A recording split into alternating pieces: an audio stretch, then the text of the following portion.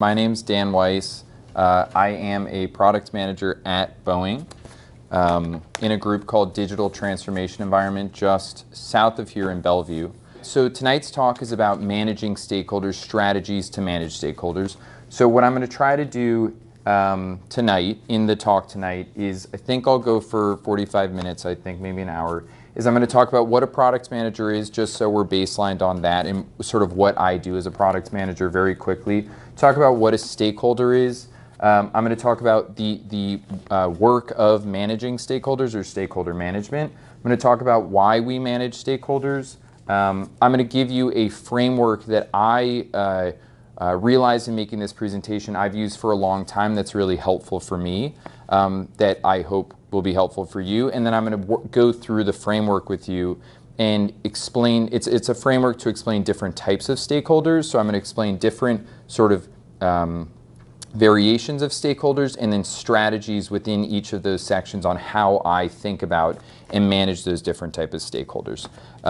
This is just the way that I think about things. Honestly, I'm still growing and developing as a product manager. So just one approach. There's a lot of different great content online. And then I'm going to open it up for questions and then we'll be done. Okay, so the first thing, I just want to baseline people on how I define product management, and it's very close or in line with how product school defines product management, and generally speaking, how software product management is defined in the software industry. But just so that we sort of are all on the same page, product manager works typically on a team with product designers and software developers, sometimes data scientists, to build a software product. Product manager's job is to either define or understand the vision for a product or a suite of products or a business, understand or define the strategy that we're going to use to achieve whatever business outcome we're trying to work towards, and then implement that vision and strategy through what's called a product roadmap and through a lower level of granularity in terms of a product backlog with user stories in it. So that's generally speaking what a product manager does. A product manager's job also is to balance the needs of your end users, the people who are actually consuming or using the software you're building, balance those with or against the needs of the business. So of the people who are paying to build the software, who are looking to get a return on the investment with this software, etc. And part of a product manager's job, one of the most difficult part of a product manager's jobs, is this aspect of managing all these different people who are needed oftentimes to build a successful product, and that's the work of managing stakeholders. So I'll go into it more, but I wanted to baseline people on product management.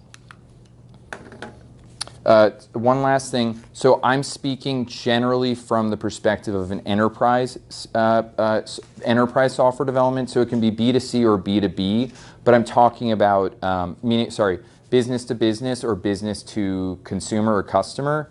So I'm talking at an enterprise level. It's actually interesting because stakeholder management varies significantly when you're working at a smaller company or a B2C company typically than if you're working B2B, business to business, or in very large enterprises. I find that stakeholder management becomes more complicated and nuanced in larger enterprise organizations.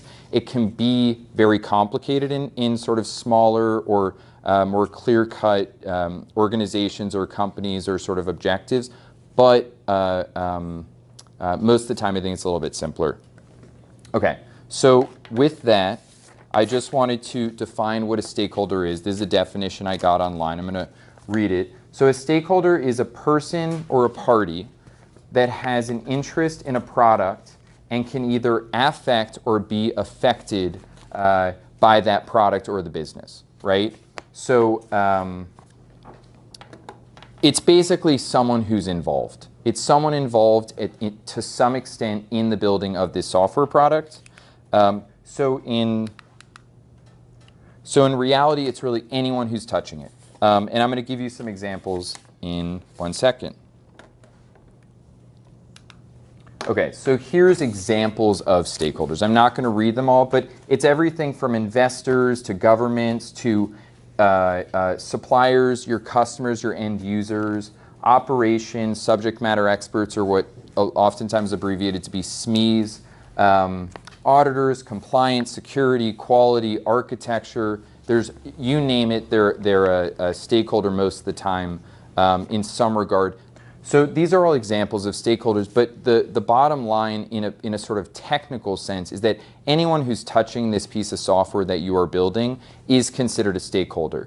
Even though people could argue that a designer or a developer who works on your team is not a stakeholder, in reality they are a stakeholder. They're just very closely aligned with what you're trying to do, and therefore, for all intents and purposes, you don't even have to think about them on a daily basis. And I'll get into that in a second. So it sort of begs the questions, well, why are stakeholders important?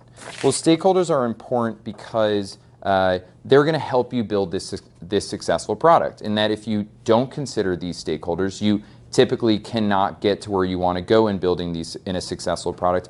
The other reason that stakeholders are important is because sometimes, or a lot of times, they pay the bills. They are your boss. They are the person who's giving you political coverage to build this project, or the support you need, or access to users, or things like that. So there's these they can sort of help and facilitate or be part of building the product, or they can just be fundamental in that if they dropped out, your product would not be able to exist as it does today.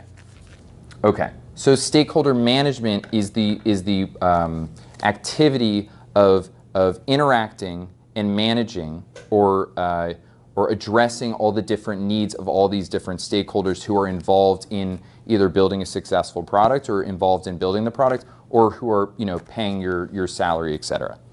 So I like to think about stakeholders and stakeholder management in sort of two veins. There's alignment of stakeholders and there's importance of stakeholders, which I will get to in a second. So alignment means that your goals as a product team, which is typically a product manager, designer, or designers, and developer or developers typically. So alignment means that your goals as a product team are the same or beneficial to those of your stakeholders. So alignment is what you're building or doing is going to directly or indirectly solve this stakeholder's problem, comply with a stakeholder's process, or deliver the value that a stakeholder expects or needs. Alignment, I like to think about creating alignment or why alignment occurs in three ways. And I'll get to this later, I just want to introduce it. So there's alignment by force. So this is a stakeholder doing what needs to be done because they're being told to do it. There's alignment through value. So it's that what my product team is delivering as a solution or functionality is valuable to you as a stakeholder, and therefore we have mutual benefit in working together. And there's a third component of alignment, or a way to align, which is in terms of relationships. If I have a really strong personal or professional relationship with a stakeholder, I'm in a position where I can say, hey, friend, can you help me out here? And those are three ways that I like to think about alignment. Now, I also mentioned importance, right? So there's alignment, and then there's the importance of stakeholders. Importance is a measure of stakeholders' inherent influence on a product team. I say inherent because a stakeholder's perception of their importance is different than a stakeholder's actual importance to a product team. And when I say inherent, that means that this is their influence or importance to your product team from your eyes as a product manager, not necessarily from theirs. Meaning that, I'll go into this a little bit more, but importance can be inflated, and that can create, I'll show you how with this framework that can create some complications. So it's important to try to recognize inherent importance of a stakeholder, and not just sort of what a stakeholder is how they're presenting themselves in terms of importance. Okay, so now to this framework. So generally speaking, I like to think about stakeholders in these four different categories. And again, it's in terms of how aligned a stakeholder is and how important a stakeholder is. So one thing is that what I do in a practical sense is when I meet stakeholders or interact with stakeholders, I'm making a determination as to where this stakeholder or stakeholder group falls in my grid. And depending on how I categorize them, if you will, is going to impact and influence my behavior in how I work with those stakeholders. So choose carefully. If you're going to use this framework or really any framework to help categorize your stakeholders, just choose carefully and in the fashion of being agile and being lean, if something doesn't work, change it, right? So if you're managing a stakeholder in a certain way in one of these categories and the strategies aren't working well, maybe you've miscategorized that stakeholder, change it and iterate and try something different. These different groups, thinking about them this way, can help you get on the same page with your different stakeholders. But ultimately, what you have to remember as a product manager, or what I remember as a product manager, is that there are times where a stakeholder says to do something and you just have to do it.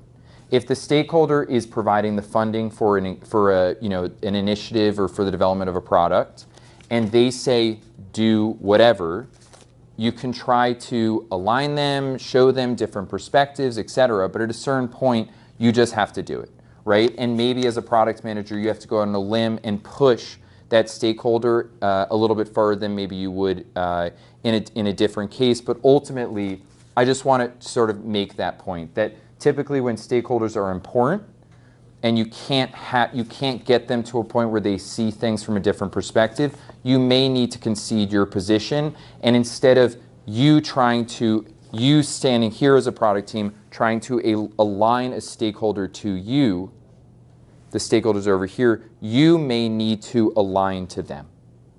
And that's an important distinction. What I'm going to talk about for the rest of this time is in the situation where you're at least trying or you think you can align them to you. I just want to sort of make that distinction because someone could say, well, if it's your boss, you can do all this stuff, but they could fire you, and you're right. In those situations, you have to align to them. Okay, the last thing is just in terms of the format of the rest of this is that what I'm going to do is I'm going to start at advocate up here in the top right for you, and then I'm going to go clockwise this way. And I'll have you'll see, but I just sort of want to explain that. And the last thing is that for each of these, as I said in the introduction, what I'm going to do is define that category and what that looks like, and then give you strategies for how to manage those different categories. Isn't the stakeholder really hiring you and your team initially? So at least from the beginning, they're the ones that you're aligning to, but you're saying over time of what it really takes to get there is where you're bringing them online? So it depends on, let me see if this answers your question. It depends on how thank you for your question, by the way. It depends on how your organization works. If your organization is very top-down, meaning that things are dictated from above to product teams, then vision and strategy and maybe roadmap may be established at a higher level and imposed or given to a product team to execute on. But how I like to develop software and how we develop software at Boeing, or we try to develop software at Boeing as often as we can, is using principles of user-centered design, which is where instead of, let's say, an executive or the boss or whoever it is telling a product team that's building a software what to build and how to build it, what we like to do is go out and interview users and do user research, market analysis, etc., better understand the pain points and problems that our users are currently having today, and then build solutions that solve those pain points or problems. So how we've had a lot of success at Boeing in developing software, and I would say how much of Silicon Valley developed software, is this bottoms-up approach. Because what it allows is that you're rarely in a situation where you are building something where you were asked to build something and there's a risk that it may not fit in your marketplace. You see, if you're always solving for existing pain points that you validated with real users, you're at a much higher likelihood of delivering value and getting what's called, or obtaining what's called product market fit, which is where now you go, okay, got it. I've got a user who has a problem and I'm solving that problem, and now I can go. And this is the point where organizations start to think about scaling. So until you've hit product market fit, which is you obtain product market fit through what's called a minimum viable product, but until you get product market fit, you don't have a business.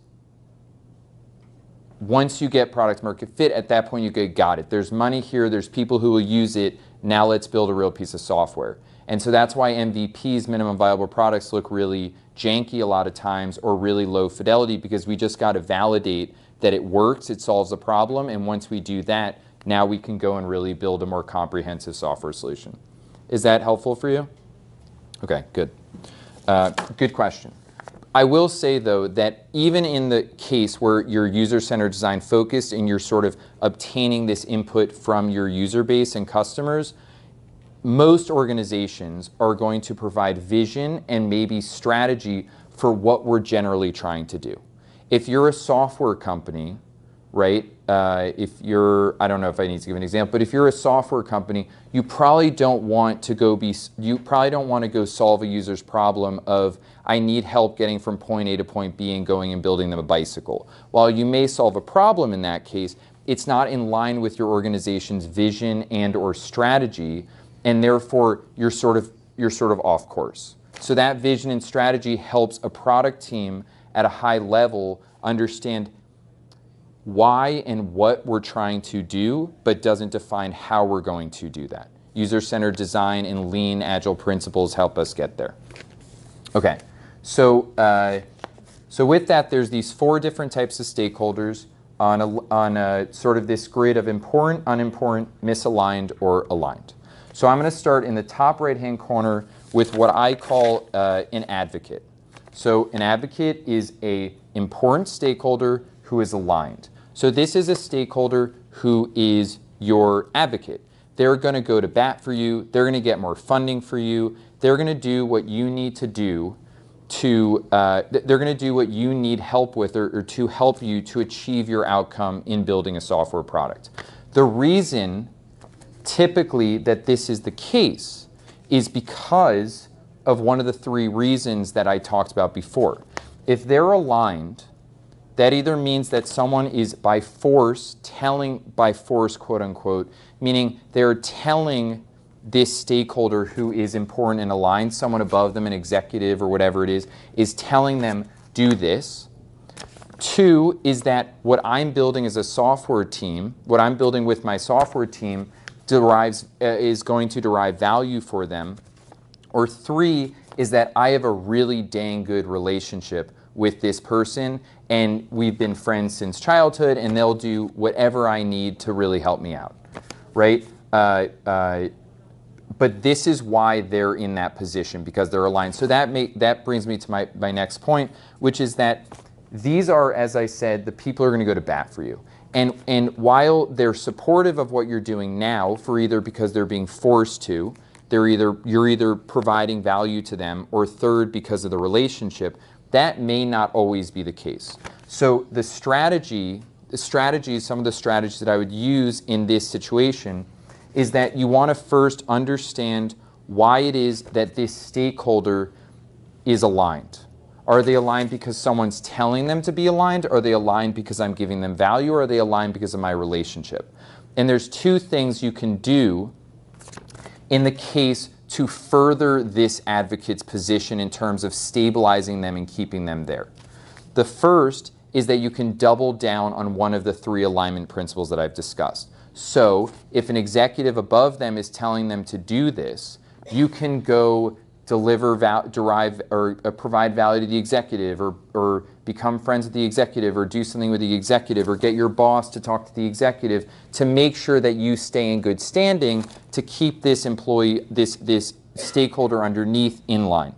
So that's like a doubling down approach. Or if you're providing them value in that you're making them a lot of money, maybe when you have a decision between this stakeholder who's in this category and a stakeholder who's another category, maybe you choose to make them even more money or give them even more value so that they're even more inclined to stay in this category. So that's what I call like the double down approach, right? You're sort of furthering the alignment that you already have. The other way that I like to use in this situation is sort of diversifying your alignment.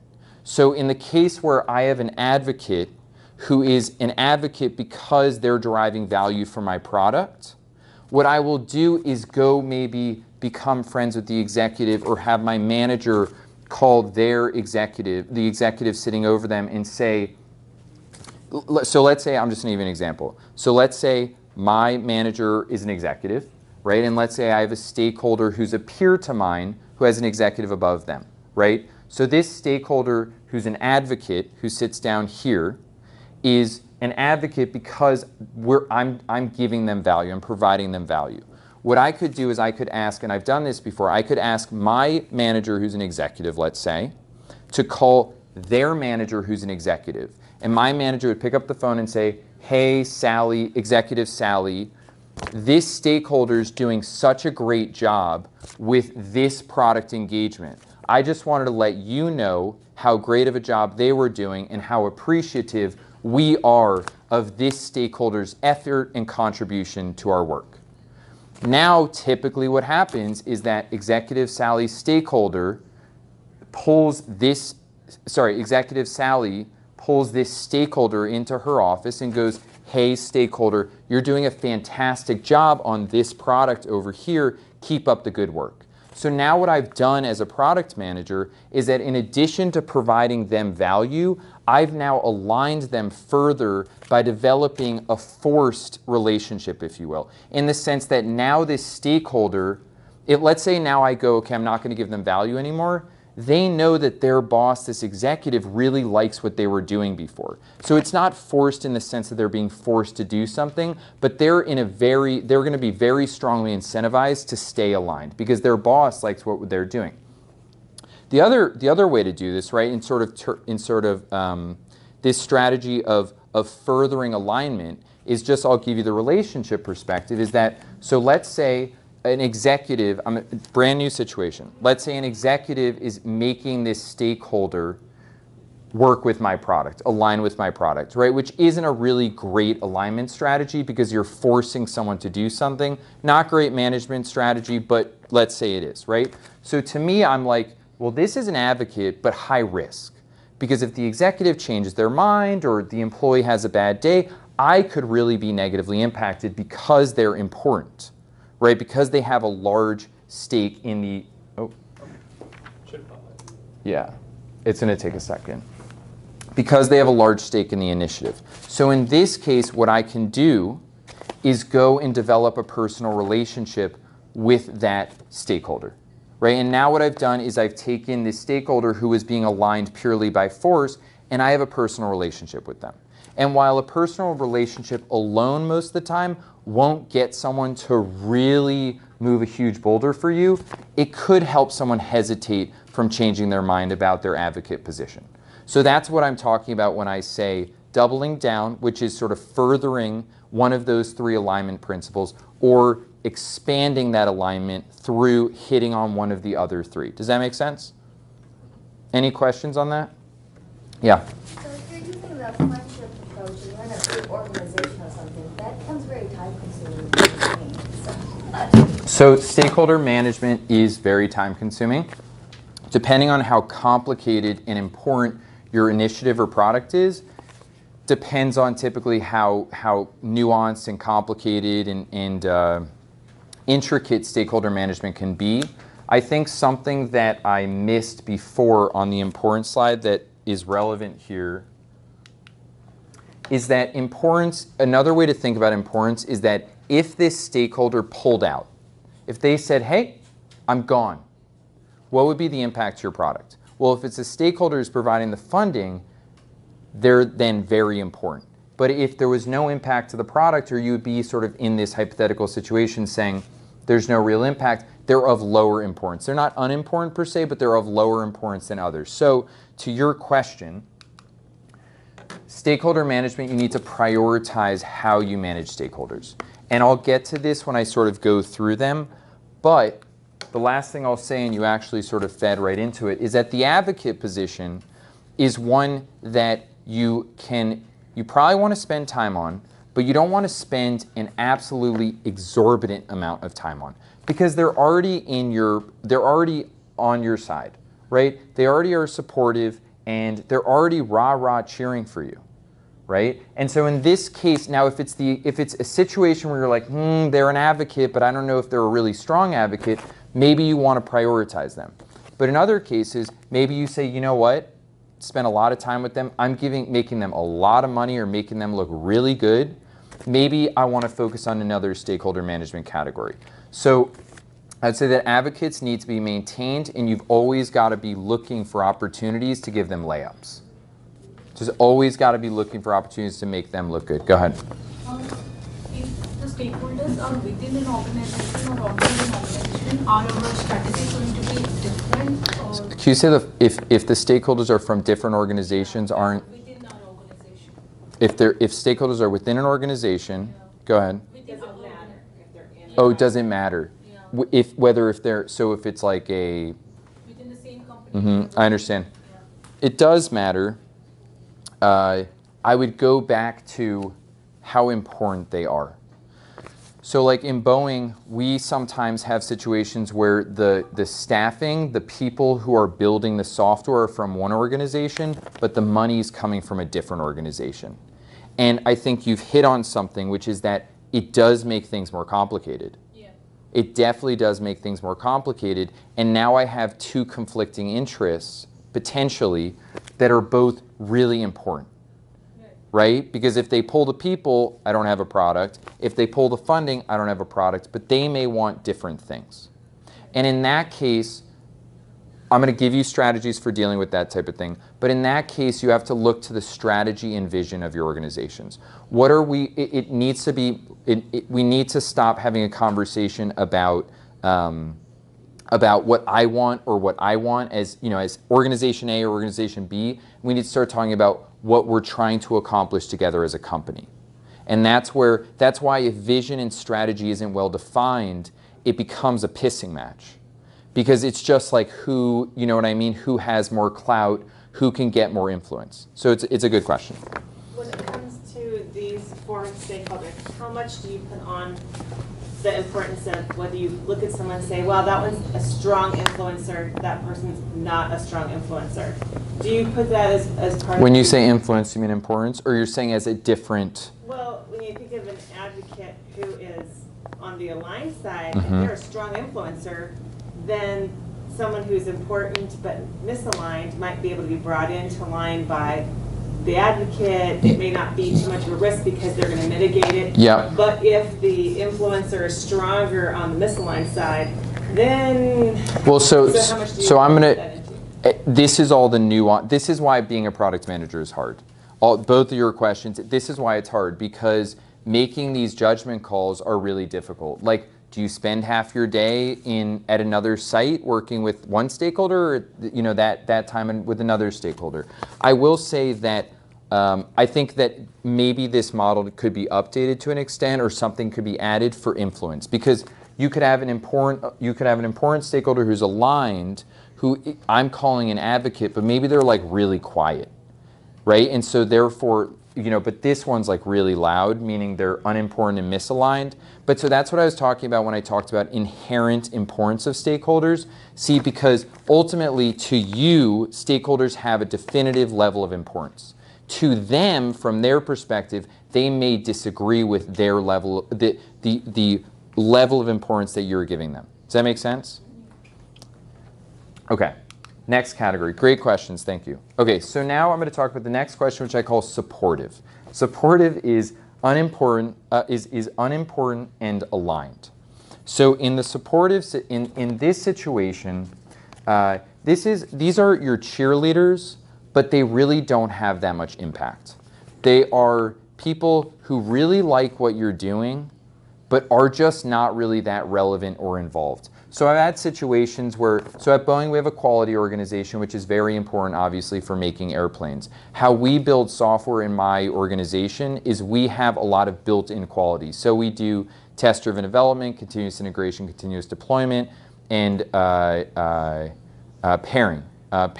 So there's a lot of built-in quality. And there's a lot of incremental checks to ensure that our quality is really good along the way. So the quality organization for us has to do more blanket quality checks and not necessarily such granular quality checks, which is somewhat of a shift for Boeing as a company and this quality organization.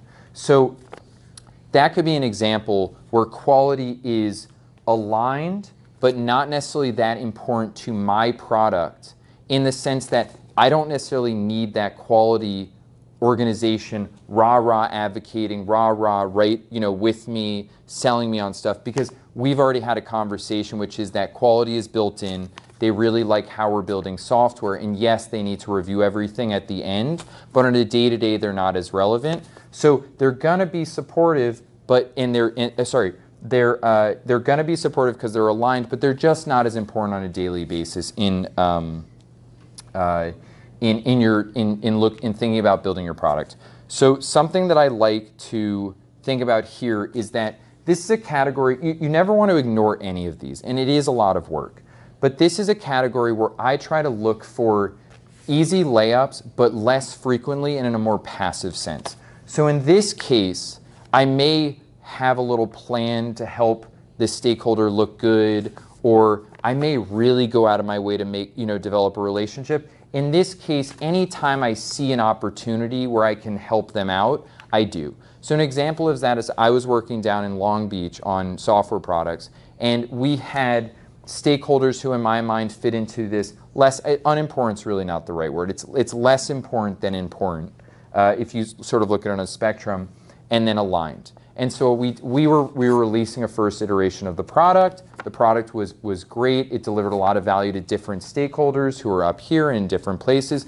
I included this stakeholder group in the press release that we sent out to the organization and gave them a big shout out for their support. Right? So I was already writing the press release. We were already releasing the product. The product was in really good shape, but it doesn't hurt me to give them an attaboy, right? And so it helps sort of keep them in this category, keep them where they are, but you don't necessarily need to do it in such an active way. I don't know that I'd write a press release to make them feel good, but if I was writing a press release, why not include them? So you sort of have to keep these things on your mind. Typically, because they're not that important, but they're aligned, they recognize that they're not as central or crucial to a product, and I've seen many times that they stay out of the way a little bit, meaning that maybe at a point they were up here and that we've mitigated sort of their concerns or issues and they're sort of moved down here now to this supportive quadrant. And so they're just a little bit, they're not as present, they're maybe not going to be as involved, they're not as concerned. But again, if there's any opportunity to make them look good or feel good, why not throw it in? Cautious is they are unimportant and misaligned, meaning that they're really not on the same page with what you're trying to do. But it really doesn't matter that much, right? If they disappeared today or yesterday, it wouldn't really matter that much. This is where perception of importance becomes really important. No one likes to be told that they're unimportant, frankly, and the truth is in organizations, as I said before, it's not that they're unimportant, it's just varying levels of importance depending on what we're trying to accomplish as a product team. And so in this case, you may deem them as less important, but they may think they are very important, but they're still misaligned. So even if you know they're unimportant, you can't disregard them most of the time because they become a risk. You see, in these two situations, they're aligned, meaning that by either force, if you will, or influence from someone else, they're aligned. By value delivered, they're aligned, or by personal relationship, they're aligned. In this case, they have no stake in the product because they're not that important to the product's success, but they're misaligned, meaning they don't have any of the three alignment criteria that I talked about before, so they have nothing to lose. Right? And in these cases, you just have to be careful because they do not have much of an incentive to be nice to you. They don't necessarily have much of an incentive to create a fuss, but if you wrong them or treat them without respect or in a way that they do not see as agreeable, they can become a really big problem for your teams. they have no, what's the expression? They have no something in the game. They have no skin in the game, thank you. But they're still around. People have asked me, it's like, well, why is this even a category? But it happens. There's situations where let's say you're working on something really important for your company that's really strategic and is going to make the company a lot of money. And so sometimes you see behaviors where people will sort of cling on to a successful product or sort of try to hang around that product as a means of sort of getting promotion or being seen as doing good work or as being associated with that product. So in that situation, they're sort of hanging on. They're not that important and they're misaligned because maybe they don't think what you're doing is such a great idea, but they don't really care because it's going to make them look good if they can hang on. That could be this type of situation. It's not that people are necessarily malicious, but that's like one situation. There's other situations where honestly someone else is sort of doing what they need to do. So I've worked on products where I've had, like one in particular, I had an architect who we were working with very closely, a chief architect who knew this system back and forth, provided daily input to our team to help us. And then he had a deputy architect. And this deputy architect, everything that we needed we were getting from this chief architect. But so this deputy architect was in a position where he didn't really love what we were doing, but he wasn't really that important. So it's like you got to be careful with him. You got to be careful with this quadrant, but ultimately you have to remember that they're not that important to the success or failure of your engagement. Now, I think sort of to your point, at a certain point in this category, you may find in your product management career that the amount of effort you are spending to just sort of keep them sort of where they are, at bay, becomes very burdensome to your success, to the point where maybe you can't focus on your more important stakeholders, if you will. In that case, depending on your organization, depending on the position you're in, depending on the product you're working on, depending on a million different things, you may need to have a difficult conversation. And so if you need to have a conversation where you have to sit down with this stakeholder or a person who represents a stakeholder group, in those situations you have to be really careful, but you may need to make this determination. I need to sit down with them and tell them, look, I think that we sort of have what we need to build this successful product. And while I appreciate your contribution, I think that your time might be better spent working on, something else because, we have another architect helping us or something like that. Now this is dangerous because you can damage, you can hurt or bruise an ego.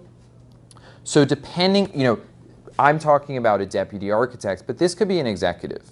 This could be someone who really wants to be involved, who really doesn't agree with what's going on, but really has no skin in the game. And in those situations, this conversation becomes very, very political and very, very sensitive and delicate. So in these situations, what I like to do is first is alert my management. So in this situation, if I've gotten to the point where it's like the amount of effort I'm putting in this section is so burdensome that I can't build a successful product, which has happened before, I go typically, and let my management know or the people above me know and say, hey, I'm having a problem, whatever it is, with this person, party, stakeholder, etc. And I sort of think that we're okay without them. What do you think? This gives your management, who's above you, the opportunity to say, no, you're reading the situation wrong. They're actually really important, but they're just misaligned, and you got to do something different, which I'll talk about in a second. Or in this situation, they may say, I'm really sorry to hear that. I trust your judgment. You have my support in making whatever decision you need to make. Be careful. So, or a manager may say, you know what, I'm sorry, let me take care of this, right? So a manager or an executive could take that off your hands as someone above you and you sort of push it up, or they may give you the authority to do this on your own. So if you have to have this difficult conversation, you obviously need to be very careful about how you have it. Make sure you do it consciously. Check with your management. I like your yeah, no, you're right. And to be honest, I think the best way to deal with and have these conversations, which I've had to unfortunately have before sometimes, is just to be honest. There's no advantage to you in lying or deceiving them or misleading them in what the conversation is about. The other thing, honestly, is that if you're not honest but polite and careful, obviously, you may have a situation where they don't quite hear the message, they don't quite understand what you're saying, and they may come back in another form or in a different way, and then you have to have the conversation again. So it's better to sort of do it once, make a clean cut, if this situation presents itself. I will say that it's relatively rare, and they really have to get to a point where they're incredibly burdensome to your product's success, but it does happen. And with higher level executives, et cetera, you'd be surprised by how often it happens. I've seen it at Boeing, I've seen it at other companies I've worked at. Everyone's trying to do the best that they can and trying to help, but sometimes it's just not what's needed in those situations. So it's well intended, and that's why it needs to be done delicately and done in a respectful way, because they're doing their best job, but it may need to be done, and it's a tough conversation you might have to have as a product manager. Okay, the last category I will talk about and give you, I think, more strategies than the other ones is what I call danger. I came up with these names. They probably need to be improved upon over time, but I call this danger because you are in danger. If you have stakeholders who are important to your success, meaning that if they disappeared tomorrow, your product would be gone, right? So your money would be pulled, your environment or facilities would be gone, your political support would be gone, etc. If they're important, but they're misaligned, you're in danger. Because who knows what a misaligned stakeholder can do who's important, right? Because any move they make, if they want to, as I said, they're important, so they can have a really, really negative impact on your product success. Even though I think it's easy to be conservative with this stuff, I think that when you're too conservative, it puts you in a position where you spend a lot of time dealing with a lot of these different people that you really don't have the time to spend. And so I think that you do have to take risks in being like, you know what, I think they're unimportant and aligned, and I'm going to keep them there until something bad happens, and then maybe I need to move them to danger or whatever it is. So I guess what I'm saying here is that I've talked to people about this, and they say, well, just assume everyone's important, and then you'll never have this problem because you just deal with them with, you assume they're important and aligned or important and misaligned.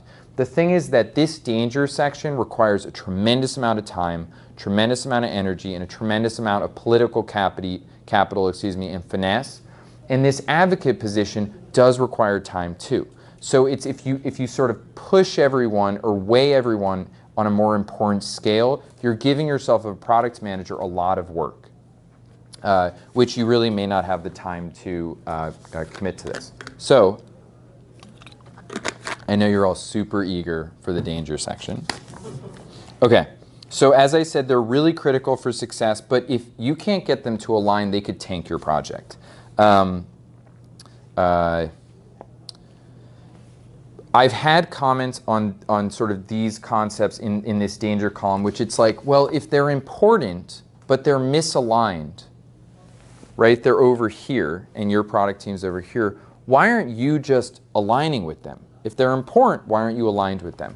There are situations where, while someone will be important, there are other stakeholders who are important as well who have very conflicting priorities. And so you can have situations where they're misaligned because you've had to make a decision to sort of go with a different stakeholder's alignment, and now you've misaligned a different stakeholder. Does that make sense? So in this category, you have to act fast and you have to be really careful, because if you misstep here, you could lose the support for your product, you could lose your funding, your people, the bottom could fall out.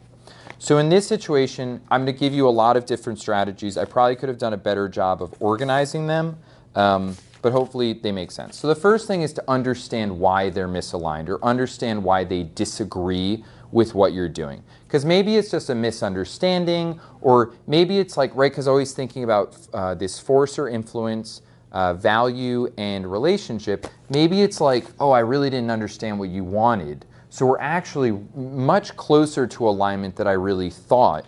And I can do this something with my product that's small to move you over to the aligned category.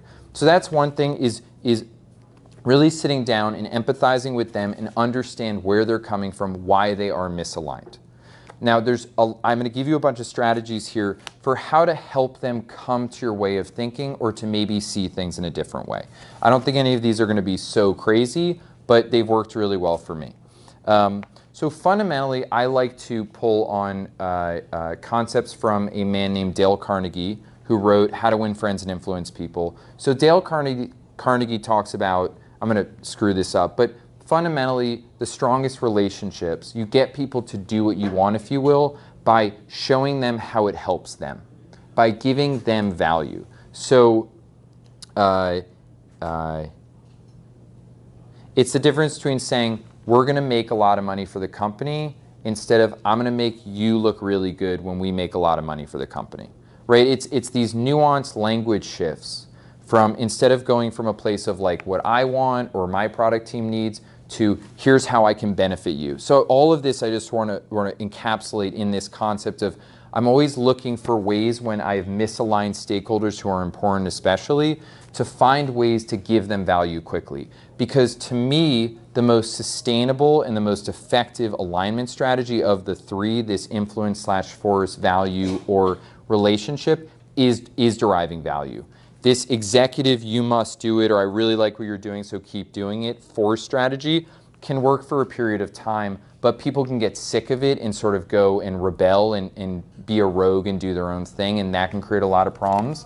And a relationship, while you can develop a really strong personal relationship, at a certain point it just breaks down.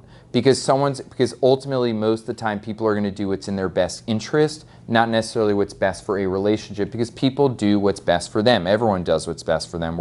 It's sort of human nature. Okay, so I'm always trying to think about ways to deliver value to them. So if you sit down and understand what they need, where they're coming from, there's sometimes really easy ways to help them move. Maybe it's just a simple thing like, I'm not getting any recognition for all the work we're doing, and it's ridiculous that all these other people are looking good, and they would probably say it in different language, and that I'm a huge stakeholder here. I'm giving you all your money, but I'm not looking good, right? So it's like, oh, okay, maybe I need to do something to make sure that they feel recognized. Or it's something like, I find most of the time in large organizations that it's not such drastic differences between misaligned and aligned in this category.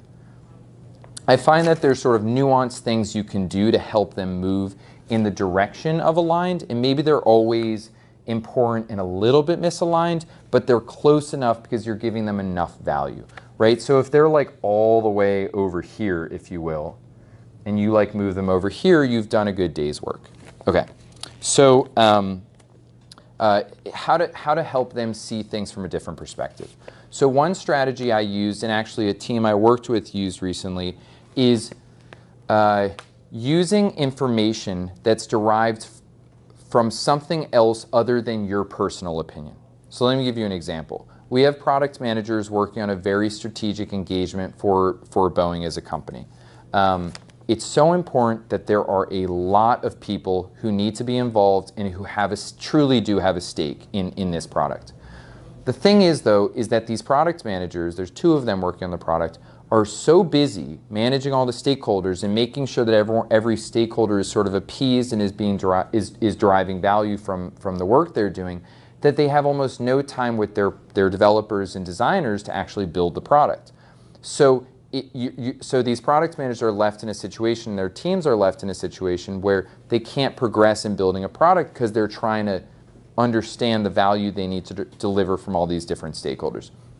So to this sort of first, or one of my suggestions, if these product managers went to their stakeholders and said, hey, I'm having a really hard time helping my developers and designers understand the product-y parts of the product because I'm in meetings with you, the stakeholder may not respond that well to that. Well, you're not managing your time properly. It's not my problem you're not doing your job well. Hell, stay late, whatever it is, okay? And that's you know, that's just, I've seen that at many different companies in different situations, consulting, etc. However, those product managers instead did the following.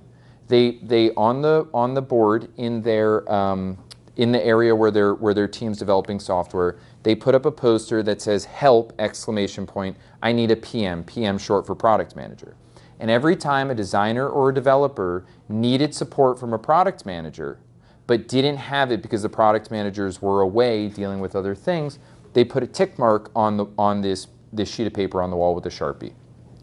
And after a week or 2 weeks, there's a lot of tick marks on here because the product managers are very absent on a regular basis.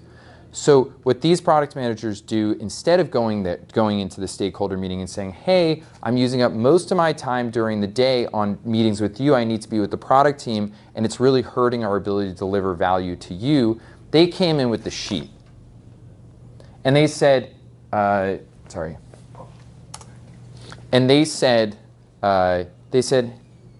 just wanted to let you know that we're trying to build a software product for you, and we're on a really tight deadline per sort of what you need in terms of value. And this is the amount of times that we've been unavailable for our developers and designers to answer questions, which is slowing down our development for the solution that you need. Are there ways that we can work together to reduce these tick marks over time?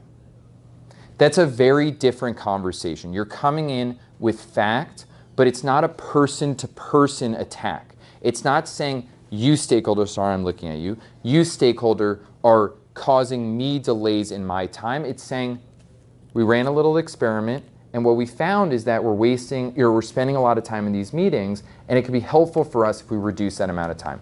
The beauty of this example is that every week or 2 weeks, whatever increment, you can count up how many times help I need a product manager and try to see if there's a trend downward or upward, and now you sort of have a metric that you can iterate on, right? You can try different things, maybe we need, etc.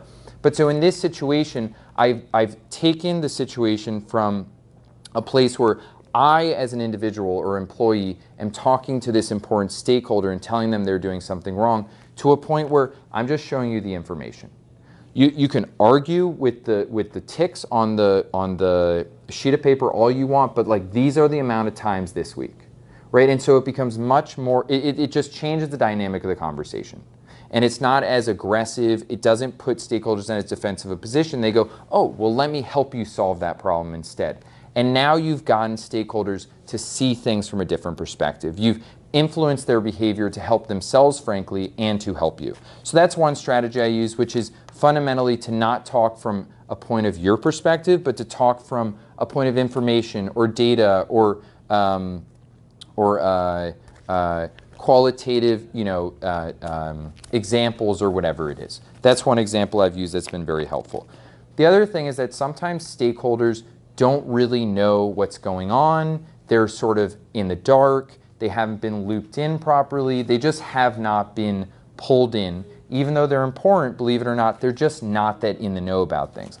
And sometimes it's simply a matter of just educating those stakeholders, explaining what we're trying to do. Hey, here's the roadmap. So in quarter one, we're going to work on stakeholder A's stuff and really help derive value for them. But quarter B, that's your quarter. So let's have a conversation about what we can do in quarter B, or excuse me, quarter two for you. Sorry, I was saying stakeholder A, stakeholder B, quarter one, quarter two. So in that situation, it's just a matter of education or a conversation in the sense that quarter one, we're doing what's good for stakeholder A. Quarter two, we're doing what's good for you, stakeholder B. Right? And now they're like, okay, well, I have to be patient, but I will get everything I want in quarter two. And now you've taken so now they're going to be really rah-rah about getting everything done quickly in quarter one so you can start the stuff for quarter two earlier than expected, right? But now you've taken a stakeholder from misaligned, who is very dangerous to your product success, and moved them to an advocate position where they're maybe now trying to help you get the quarter one stuff done. Okay, The other way that I like to, another tactic I use to try to help stakeholders see things from a different perspective or help them come to my way of thinking is by using an approach in my body, by changing and varying my approach in my body language, my tonality, my verbiage, my sentence structure, etc. So it takes a little bit of practice. I'm very loud typically, and I'm can be a little intense, or it's a lot. I can be a lot, right? But so with certain stakeholders who are misaligned and important, that approach may not work. If let's say it's a really important stakeholder who's misaligned, who's been beaten down by other organizations and keeps getting pushed down in priorities, an aggressive, excited, energetic personality coming into a meeting with them might not work so well. It may work well for them, but it might not work so well. What might work instead is coming in and sitting down sort of quietly and softly and saying, "Hi, how are you doing today? How are things going?" And maybe letting them vent a little bit, and maybe really turning on the empathy so that they sort of have an opportunity to explain how things are, get more comfortable with you, but take this softer approach. Bringing vulnerability into the equation can be very helpful too in these situations. And I don't see it as manipulative, and I hope it's not seen that way. I just see it as behaving in a slightly different way that's within the realm of my ability as a person to try to come to a place where me and this stakeholder can agree and derive mutual benefit from our work together. None of this is malicious or manipulative or Machiavellian. It's just that we all need to work together to accomplish this, and sometimes we're being juxtaposed with each other, or forced in two different directions, and let's not let that get between us. Let's just have a conversation, try to figure out a way to make this work. So in this situation, maybe that's sort of more empathetic, softer, more delicate. Maybe it'll take a few, maybe a month or 2 months, and really just a softer, slower approach may work. And in those situations, maybe being vulnerable, letting this stakeholder know, I've been actually struggling with some different stakeholders too and some of the challenges, but being vulnerable there can also create this rapport that maybe gets stakeholders to a different place or more receptive to what you're talking about. Now, on the other hand, there's times where a more confident, loud, in-your-face approach can be very effective.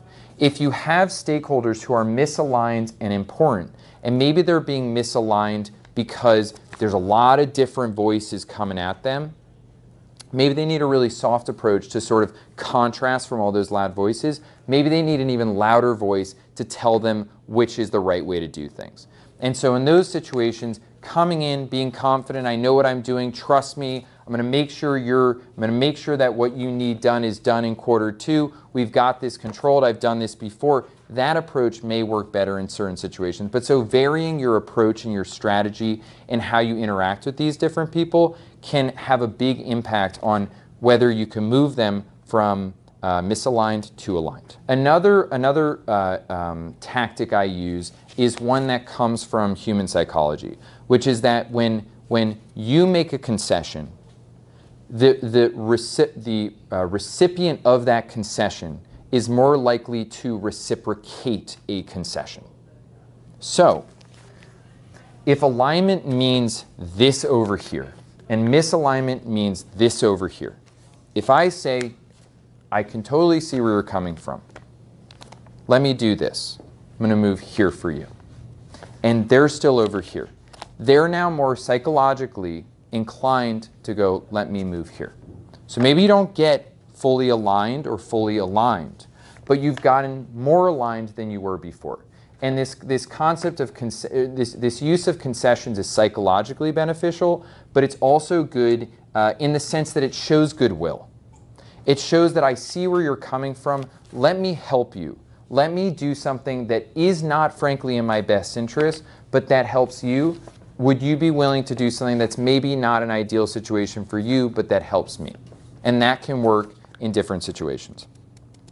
A really great way to move people who are important and misaligned, and I honestly think maybe the best way to move people who are misaligned and important to important and aligned, is by delivering value to them. So I've been in situations where I've had a stakeholder who's misaligned and important.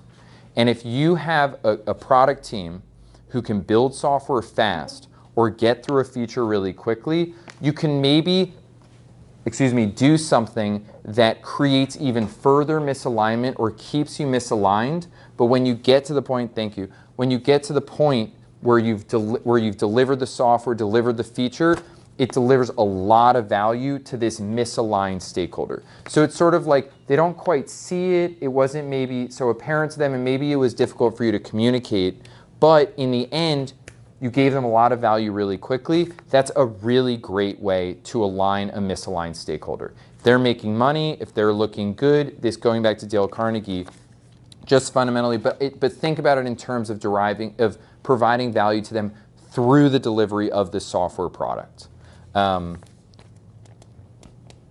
Okay, so another tactic, which is brute force, and I would not recommend on a regular basis.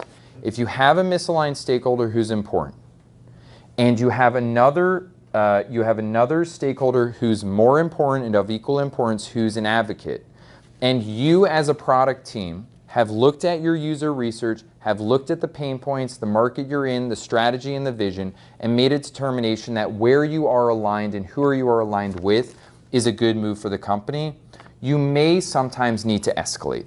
If you tried a lot of different tactics here and you cannot get your stakeholder to move from misaligned to aligned, you may need to escalate to create that alignment through force. So that could be escalating to your executive, and then that executive sort of goes across to another executive and sort of forces alignment on that stakeholder or individual. While this can be effective, it's most of the time a one and done. If you're the impetus for this alignment, for them getting in line, if you will, you're not going to be their friend most of the time when they find out that it was you. And you're probably not going to have much goodwill moving forward. However, there are times as a product manager where one and done is fine. If there's some sort of compliance check or gate or something like that, that it's like, when I've looked at this, there's no other way that I can do this than brute force, then making a calculated decision to use brute force to your advantage may be beneficial. But recognize that it's not a great way to do things because things come back around and it's just not a great way to develop goodwill or a relationship. It's much better to find a way to deliver value to them than sort of force them into a line through hierarchy. We talked about alignment in these three different ways. You can obviously always create, we can always create relationships. If you develop a personal relationship, it might not get someone who's really misaligned to really aligned, but it maybe can move the needle just enough for you to get the product out to market or whatever it is to deliver some other type of value. So don't underestimate the value of personal relationships. Just recognize that in the professional world, relationships can be built off of mutual benefit for each other. And those are very, very successful relationships for two or however many individuals involved. But just having a rapport, getting to know someone can help move the needle in terms of alignment. The last thing that I'm going to wrap up here is that you can use, it's getting them involved. So if they're misaligned and important, so they're this danger position, there's sometimes places where you as a product manager have done something before or know you can do it yourself, but in asking this misaligned stakeholder to help you with it, you develop this rapport in a different way. And what you do is when you ask them to help you with something, you get them involved. You get now they have skin in the game to some extent. So I've had situations where I've sort of escalated things up to ask for a favor across organizations, and then a misaligned stakeholder is in a position where it's advantageous for them to sort of pretend like they're aligned. But once you pretend you're aligned, let's say, and you've done it in, let's say, a public forum, now you're considered aligned. And so now it looks bad to sort of go back. But it's also that getting, if they're really misaligned, they really disagree with what you're doing, how you're doing it, what you're doing, where you're going, why you're doing it, etc. It could be good, bless you, to hey, why don't you come down to the area where we're building software? Why don't you come talk to the team? Why don't you see what we're working on? let me give you a demo. Let me have a developer come and talk to you about our, our code base or whatever it is. And that's one way that if you get them involved, especially if you can have them do something on your behalf or on behalf of the product, they're now much more inclined to move from misaligned to aligned. I talked about this, but remember that with all these strategies, you can be as clever as you want and implement every which way of doing things. But at the end of the day, if there's a stakeholder who's misaligned and important, and you cannot get them to align, you may need to move your product, sort of what your product is doing, to align with them. So just to review, we've talked about what a product manager does and how that relates to stakeholder management. We have talked about what a stakeholder is. We've talked about why stakeholders are important. We've talked about what stakeholder management is. And then I've given you this framework to think about stakeholders and use carefully, and then definitions of each of those different stakeholders and strategies for how you can interact with each of those different types of stakeholders. With that, thank you all for coming. I appreciate you attending, and especially my coworkers. Thank you. And I'm going to open the floor for questions. Yeah. Over at Boeing, do you guys use design researchers to do your user-centric research? Mm-hmm. So it depends on where you are in Boeing and what you're doing in Boeing. In my organization in Boeing, we sort of call them like full stack designers. So they would actually go out and do the user research, synthesize that research, provide inputs to the team on that research and the different pain points, work with the developers on a daily basis to help guide decision making around what users want and speak on behalf of users. So I don't think we have dedicated user researchers and then let's say like UI designers. I think at Boeing it's sort of expected that you'll do all that work. Which is pretty cool because a lot of companies do segment those different roles, so it's a really great experience. So to answer your question, I think most of the time our designers and our design competency would do all of those different things depending on what product they're on. Great, thank you. Either one.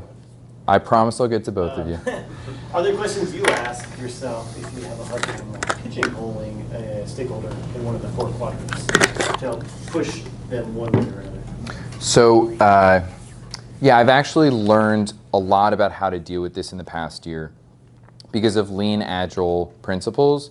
So if I don't know, I'm going to try something and see if it works. And if it doesn't work, good or bad, then that will give me some additional information. I think trying something and looking at that outcome gives me a lot of clarity into what's happening. And as I sort of alluded to before, these stakeholders will move around during an engagement. So like they may be really, really important up front, but maybe they'll move to aligned and less important towards the middle or the end of the engagement.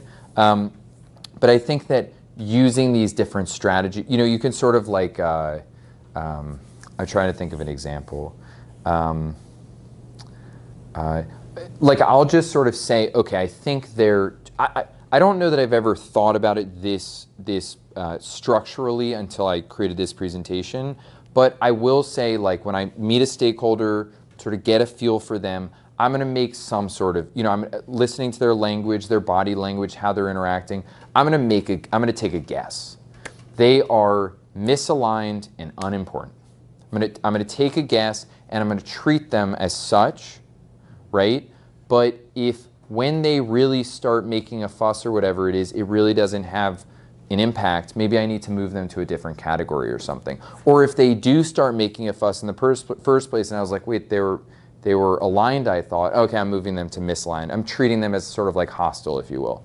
So I just sort of do the best I can and then I go from there. There's blends, there's depending on moods, depending on the meeting they had before, stakeholders can move just in a day between them. But I think always thinking about how to align and what aligns, at least this is like those 3 that come to my mind, can be very helpful because it never hurts to develop a relationship with someone. It never hurts to try to find common value, and it never hurts to use influence in a positive way. So like you could force someone into alignment, But you can also have your boss call their boss and tell them they're doing a good job. That's not a bad thing. You know, so you can use all three and sort of see where that takes you. You had a question? Okay, so I have two questions. One, that you were talking about alignment and misalignment and all this stuff. Mm-hmm. So you as a product manager, you're beginning with company's end goal and strategy and everything. Yep. And then under that umbrella, you are defining your product at the first place. Yep. So defining the product means that your product is already adding value to the company, or is going to add value to the company. I hope. Yeah, so that's what your hope is, and that's what you've been working as on a product. That's right. So the question is, if the stakeholders, if all of them are working for that company, for the same company, Yep. and if your product is going to create a value for the company, why aren't they aligned?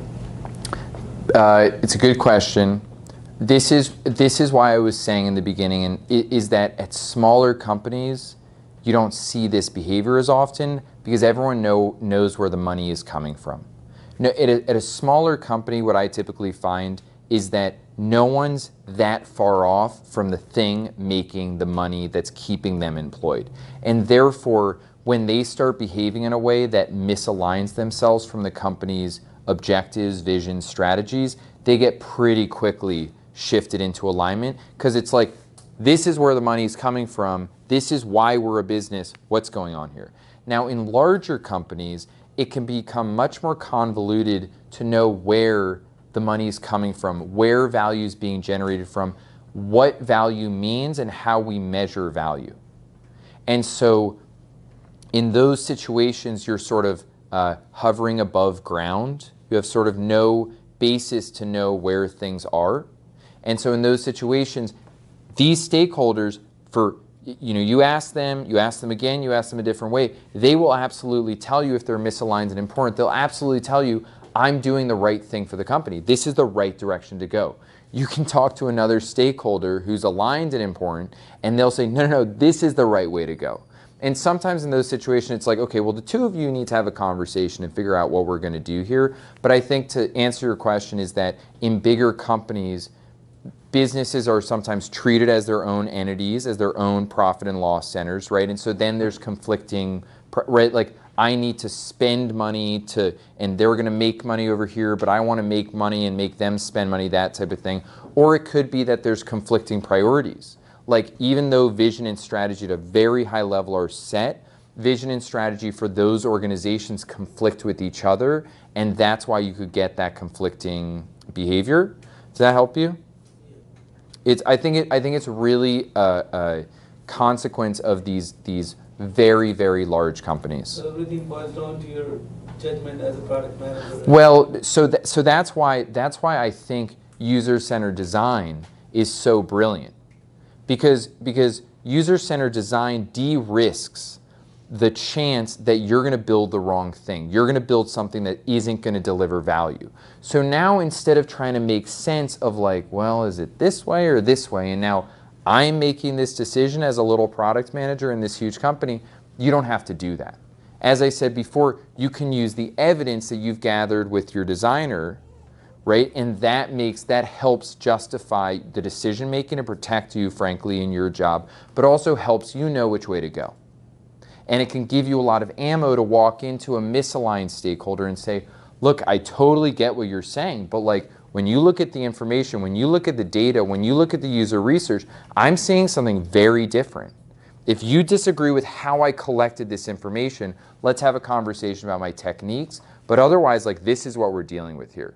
But so that's why I think in large companies, even though companies can be resistive to user-centered design principles, it's so brilliant for big companies because it's a source of truth. You cannot argue, if you get large enough of a sample size and you do the user research in a healthy way, generally speaking, the users or your customers are not going to lie at a trend level. Data's typically not going to lie at a trend level.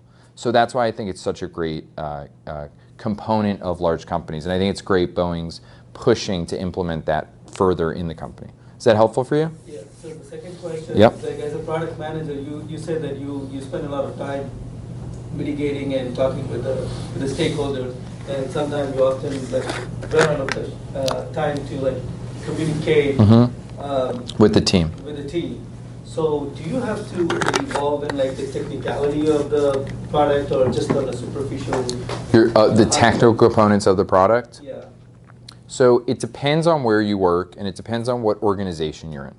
So where I currently work in Boeing, it's very important that there's delineation between the role of the designer, the role of the product manager, and the role of the developer. Because we're working to empower teams to be autonomous and build products using vision and strategy to help them know where to go. But if I, as a product manager on these empowered, relatively autonomous teams, start telling the developer what's right to do technically, I've taken away their empowerment, individualism on this team. And so in this construct, I think it's very important to understand my boundaries. And while I do have an electrical engineering background, I hold my tongue most of the time in technical conversations.